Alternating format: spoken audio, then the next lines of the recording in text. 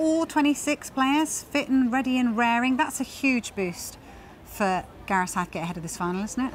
Yeah, fantastic. You know, sometimes in tournaments you get to the final and you've got a situation where key players are suspended or key players are injured, but Gareth Southgate has a fully fit squad to choose from, and I think now he's just got to make one important decision really, because I think the team almost picks itself, and that important decision is Luke Shaw or Kieran Trippier.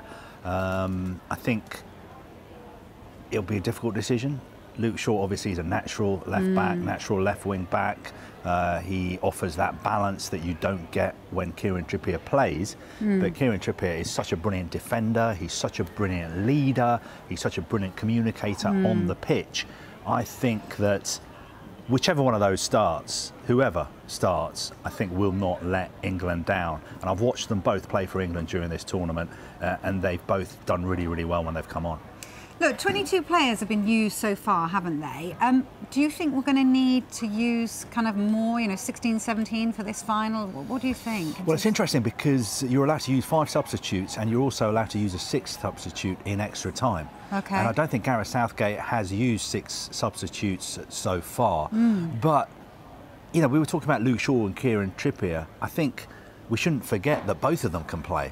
You know, there could be a situation, we saw it against the Netherlands, where each of them played one half. OK, Kieran Trippier had that groin problem as well, which is one of the reasons he went off. But the substitutes, or finishers, as Gareth Southgate likes to call them, have been so important for England. Ollie Watkins, Ivan Toney, Cole Palmer, who for me has been one of my favourite players to watch this tournament. Anthony Gordon is brilliant.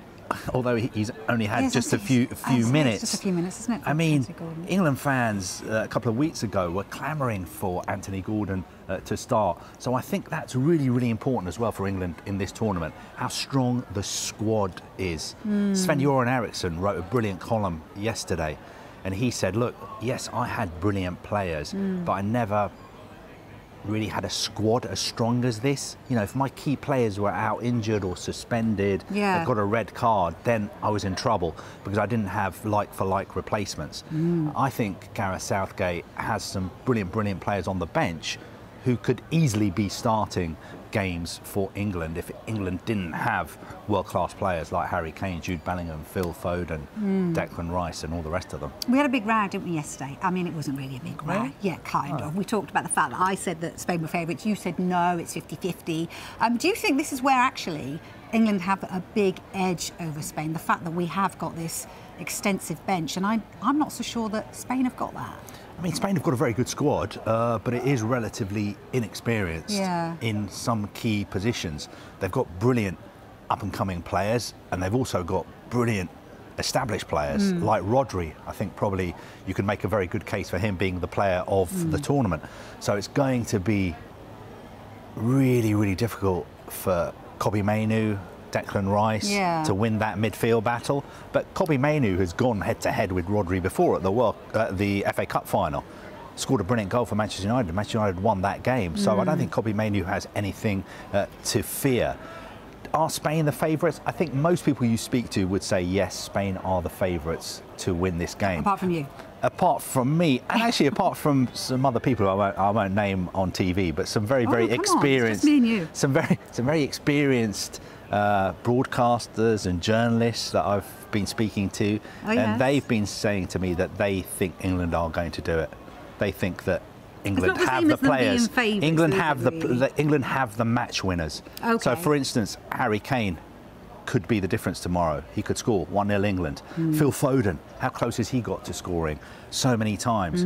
Player of the season in the Premier League. He could be the match winner. Jude Bellingham, brilliant header in the first game. That incredible overhead kick. He could be the match winner. Kobbie Mainoo scores brilliant goals in big games. He could be the match winner. Bukayo Saka, I mean, what a player he's been, what a tournament he's had. He could be the match winner as well. So let's not just sit here and talk about how great Spain are and Rodri and Lamine Yamal and Nico Williams and Dani Olmo. You know, they're talking about how great this England side is.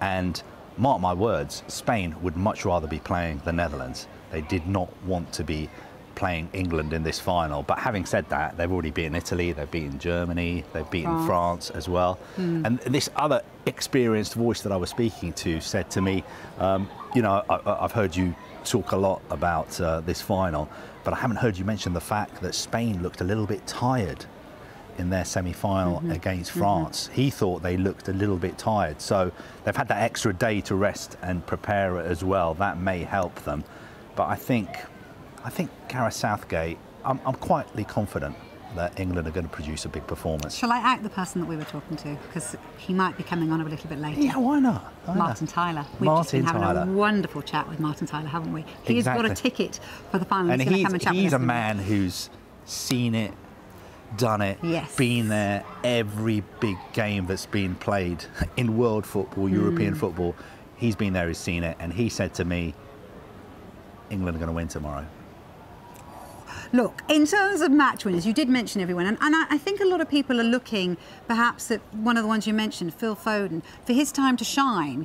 Do you think this, because he has been so close at times, hasn't he, throughout this tournament? Against the Netherlands. He must be thinking, what do I have to do? Yeah, against the Netherlands, what, he hit the bar, didn't he? The bar. Or was it the post he hit? Yeah, ricocheted the post, didn't he? Yeah, that's right. And the one that was cleared off the line by Denzel Dumfries. Yeah. I mean, he took a bit of stick at the start of the tournament in the group stages because he was playing out on the left.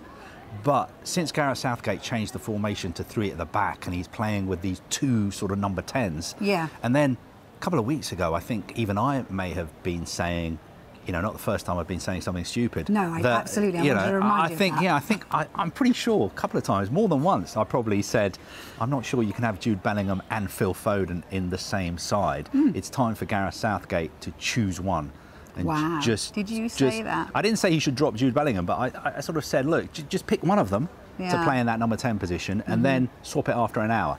Luckily, Gareth Southgate wasn't listening to doesn't know who I am, doesn't care what I think. So thank God he totally ignored me. Yes. But now this new formation, you can play with those 2 number 10s, and having those 2 number 10s. Imagine if you're a centre back for Spain, and their centre backs, you know, one of them is playing in Saudi Arabia at the moment. You know, fantastic player, but you know, the Saudi league is not one of the top leagues. No. But imagine you're one of the centre backs, Spain centre backs, and you're on the pitch, and up against you, you've got Harry Kane, probably the best forward in the world, incredible goal scoring record, and then behind them you're thinking, oh no, Phil Foden and Jude Bellingham. That is a lot for a centre back to have to deal with for 90 minutes or 120 minutes. So I guess my point is, yes, let's talk about how brilliant Spain players are, but let's not forget that England have a lot of players who are some of the best players in the world.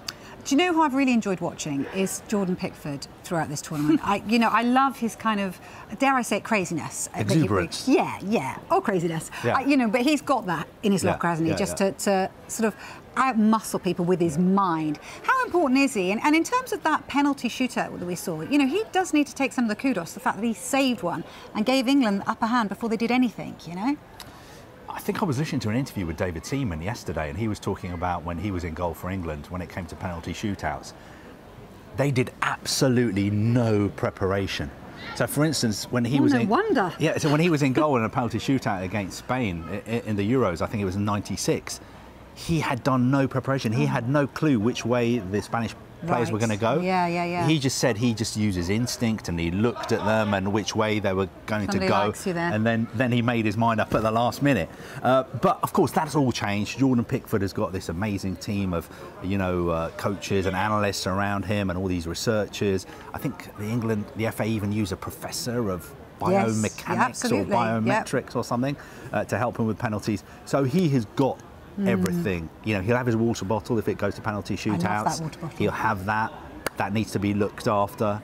Make sure that is behind him in the goal if it's required. Also, the point you made is a really good point about his character. He's got that kind of personality.